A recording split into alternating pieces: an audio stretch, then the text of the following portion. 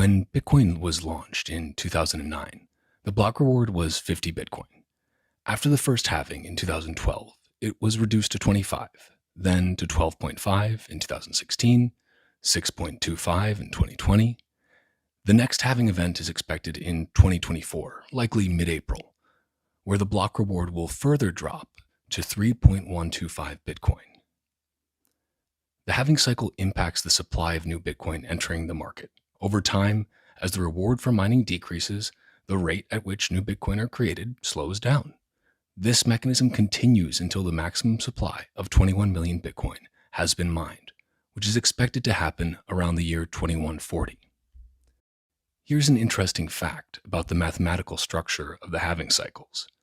The design of Bitcoin's issuance model is such that after each halving cycle, approximately 50% of the remaining Bitcoin to ever be mined is issued in that cycle. So, at the end of each cycle, the percentage of total Bitcoin left to be mined corresponds roughly to the block reward from the previous cycle, expressed as a percentage of the total supply of 21 million Bitcoin. For instance, at the end of the first halving cycle, when the block reward went from 50 to 25, about 50% of the total supply of Bitcoin were left to be mined. At the end of the second halving cycle, when the block reward went from 25 to 12.5, about 25% were left.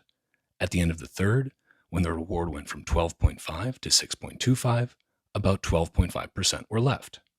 In the current cycle, the block reward is 6.25 Bitcoin. At the beginning of this cycle, there were around 18.375 million Bitcoin in existence, 87.5% of the total supply, leaving that 12.5% or 2.625 million Bitcoin yet to be mined. At the end of this cycle, and again that's 2024, the block reward will halve to 3.125 Bitcoin. By this time, we'll have about 19.6875 million Bitcoin in existence, or 93.75% of the total supply, leaving just 6.25%, or 1.3125 million Bitcoin, yet to be mined.